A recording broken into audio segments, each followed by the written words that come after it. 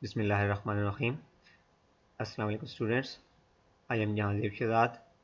Welcome to AppSec Portal online sport program.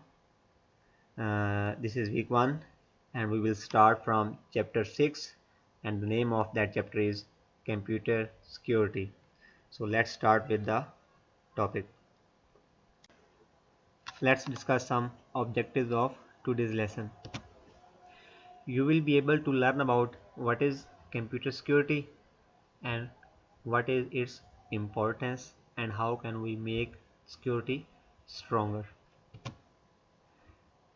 We will discuss cybercrime and its different types with examples. The last one is what is a malware and its different types. So let's start with the first topic, which is computer security. First thing is, what is a computer security? Basically, it is the protection of your system from unauthorized access. What is the meaning of unauthorized access? Means we set a password or a pin code to our laptops, to our computer, to mobile phones, so that the people who don't know the password will not be able to access that system, that mobile, that laptop. So this is called protection of system from unauthorized access. Means only the person who knows the password, who knows the pin code will be able to access that system legally. The next thing is protection of your system's hardware and software. Sometimes we share our hardware and software in our network for other users, so they will be able to access the hardware and software instead of having separate hardware and installation of separate software on every systems. We share that hardware like printer, scanner, on the server system, and all the other computers that are the part of that network will be able to access that computer. So obviously we need to secure those hardwares and softwares, so the person which is not the part of that network will not be able to access that hardware or software without the permission of administrator, the person who is sharing those hardware and software with others. The next thing is protection of your data or information that is stored in your system or on online. Sometimes like we store our data in the systems, and we want our privacy that no one else can access that data until or unless we allow them to access that data. Same is the case on Facebook. When we upload a picture, we set restrictions that who can see that picture, who can comment on that picture, whether it is public, whether it is private, or we set it to some other things like which person can saw or get those information. So that is called protection of your data and information stored in your system or online. Why computer security is important? Obviously every computer user want to protect his data, his system from different types of threats, which is a virus or unauthorized access. The next thing is we share information through internet or using external storage devices. How we share information through internet? Obviously we send or receive different types of emails which may contain different types of attachments, and sometimes we download different softwares, different images, different videos from different websites. The next thing is how we share information through external storage devices. We use USB flash drives and memory cards for sharing of our data with one each other. That is the most common thing while sharing videos and images with one each other. And obviously the data we are sharing with one another, maybe that is infected through virus which can be harmful for our system or the data which is stored on our system. And many users are unaware of such threats. Such threats means they are unaware of virus, whether that email, whether that USB drive contain virus or any other types of malware, and they have no idea how to deal with them, how to stop them from infecting their systems. To protect our system from such threats, the user must install some firewall or antivirus software. So if the antivirus software is installed or some any other firewall is installed in your system, whenever you download an infected email, it will stop you, it will warn you that this email may contain the malicious software. Or whenever you attach a USB or memory card to the system, it will give you the option to scan that USB to check whether that USB contains any type of malicious software that is harmful for your system or not. So in this case we can protect our computer from different threats, from virus and from unauthorized access. Many people say that we have installed antivirus software, but still our system is under attack, virus attack our system and our system becomes slow. It is because that if you are if you have installed an antivirus of 2009 and you are still using it in 2020, then the virus that was developed in 2020, that antivirus is not able to stop the virus that was developed in 2020. So it is your responsibility, it is our first priority to update our antivirus time to time. The next topic is what is a cybercrime and what are different examples. Basically, any crime that is committed using computer technology and internet by unauthorized access of others' computer is called cybercrime. Means people use computer and internet by unlawful access of other computers, that is known as cybercrime. Cyber criminals, the people who commit cyber crimes are known as cyber criminals. They are using computer technology to harm the society in different ways.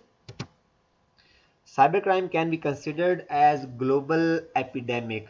Global epidemic mean Global epidemic means cyber criminals are performing different types of activities across the borders. Means they can perform any type of crime in any country without being there physically. They can hack the systems, they can kidnap the people by using internet and computer technology, by using dark web. Basically dark web is the type of internet which is only for different types of cyber crimes. Many countries have passed cybercrime bills against cyber criminals. They pass the bill for different types of crimes. According to their crimes, they sentence them to jail or many other activities, or charge them with fines. Internet harassment. It is a type of cybercrime, also known as cyberbullying. What is the meaning of cyberbullying? Cyberbullying includes sending a threatening email to someone, spreading rumors means spread false news about someone, to defame them, to harm them mentally or physically, making defamatory or negative comments. Many people post different types of topics on the internet, and if many of us don't like those posts, we add some negative comments instead of ignoring them. Like everyone has different thinking opinion, so if you are not agree with their opinion, then it's not your duty to post a negative comments. You can just post your own comment about the news. So it is our responsibility to do not add some defamatory or negative comments that can harm that person mentally or physically. The next one is sending pornography. Obviously it is prohibited to share the videos or the pictures that are illegal and that make people shameful or many other things. Two other types of cyber crimes are hacker and cracker. So we will discuss them and differentiate them, how they are different from one other. So let's start with the hacker. So whenever you are going to describe differentiation between different topics, you have to make two columns and write their answers in points accordingly. So let's start with hacker. Who is a hacker? The hacker is a person who illegally breaks into other computers through internet or network. Means that person is physically not present on that computer, but he has the capability to access that computers through internet or through network from any other computer, from any other place. On the other side, who is a cracker? The person who illegally breaks into others' computer through cracking tools. He is not accessing that system from any other system, but he is using the cracking tools, and he must have installed that cracking tool on that system in which he is going to illegally breaks. The second point is hacker has in-depth knowledge of computer and networking languages. Like he knows how the data travels from one computer to another computer, and where is the weakness of that network or where is the weakness of that computer. It is very clear to hacker. On the other hand, cracker, he has only basic knowledge of how to use computer. Like he has no education for the computer, but he only knows how to use the computer. Like he knows this is a mouse, this is keyboard, how to type, and how to open different types of softwares. Same is the case, hacker is a computer expert and can create different types of softwares. They maybe are malicious softwares, or maybe they are helpful for the other people. On the other hand, cracker, he uses the cracking tools developed by hackers because he don't have the knowledge of computer and he don't know how to create those tools, but he knows how to use them. The next point is hacker hacks the computer for financial benefits and delete the stored information. Sometimes you know that sometimes you hear the news on the internet that the ATM of that bank was hacked through different types of hackers. So if you think that they are accessing that system from some other places through internet, and on the other hand, crackers, they are harder to catch. Why they are harder to catch? Because no one knows that how who installed that software on your system, but hackers are easy to catch because they are accessing the system through different types of proxies, and they can be uh, tracked or traced through different types of softwares. The example of hacker is hacks ATM machine from any other country through network or internet, and the example of cracker is keylogger tool. What is a keylogger tool? Basically, keylogger tool is a tool which we install on a system, and when you install the keylogger tool, after that any key presses you press on through the keyboard will be stored in the keylogger, and in that case the cracker knows what type of data you have typed in the different types of websites are in your system. Like if you are going to log in your Facebook account, obviously your key presses are being stored in the keylogger tool, and that cracker knows your username and obviously your password of that account. The next topic is malware and its different types. What is a malware? It is a malicious software. Malicious means harmful. It damages the other softwares or any other system. A malicious software that is a serious threat for all users. Threat, obviously, that software destroy your system, that can make your system slow down, so that's why that is a serious threat for all users. It is created for spying, destructions, attack on someone's privacy, and for the financial benefit. These are basically the objectives of malwares. Why people create malwares: for spying, for destructions of different types of data or softwares, attack on privacy, obviously they know your secrets and different other data from the system. And for the financial benefits, if they know about your bank accounts numbers and their details, obviously they will get financial benefits. And different types of malware are: the first one is virus, second one is worm, third one is spyware, and the last one is adware. So let's discuss them in details. Virus. What is a virus?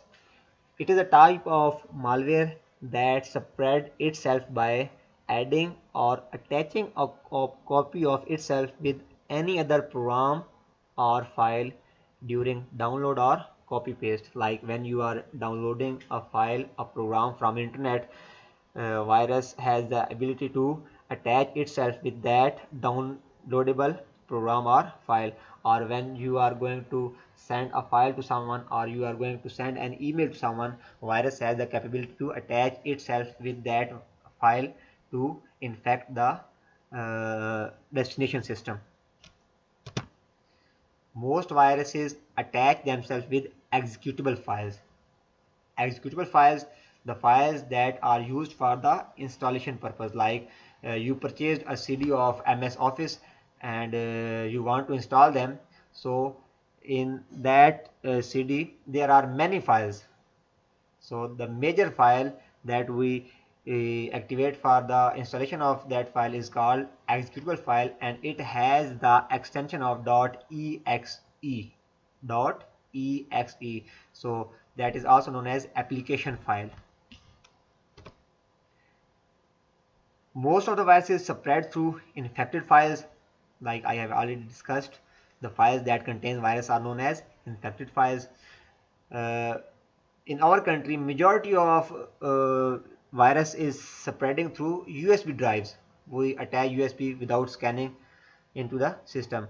And obviously some of the viruses attach themselves with email. Like my system is infected and I have to someone asked me to send me a program or an email, and whenever I attach a file to that email, so the virus will attach a copy of itself with that attachment in the email. And when the receiver receives the email, when he or she will open that attachment in the file, the virus will also attack his or her system, and his system will also be infected. Most viruses are very annoying. Annoying means they slows down the system, and they also affect the speed of that system. And some viruses delete the data files or program files. So when a major file of the program is deleted, obviously that program will not run anymore, and you need to install that programs again and again, and until or unless that virus is in your system, you will not be able to use your systems like the way you use normally, regularly, daily. Example of viruses are I love you and my doom. Basically I love you is an email attachment. Whenever you send an email, you set the subject of that email, and at that time they give the subject of the title of email was I love you. So whenever people get this email, they get excited that obviously people come curious that who is this person who is saying that I love you. And when they open the attachment, actually the virus attacked their system, and in this way a lot of computers were infected by this virus I love you. And the next one is my doom. My doom virus attacked 1 million computers in one day, I think, and 1 million is equal to 10 lakh computers. The next type is worm. What is worm? It is also a type of malware that spread itself through network. It moves from one computer to another computer by using the network. If one system is infected by worm, it will automatically attack all the systems that are in that network if a network contains 10 computers and one computer is infected by worm, then obviously whenever that system share information with any other system, that system will be infected through worm. And how worms enter on our system? Basically, worms looks for the weakness of operating system. So when the firewalls are not that much strong, the worm will attack that system, and when it attacks the system, after that it will attack the whole network. It slows down the network communication by generating fake traffic in network, and we think that the network slows down due to the a lot of traffic, but basically there is no traffic, but it is due to the worm.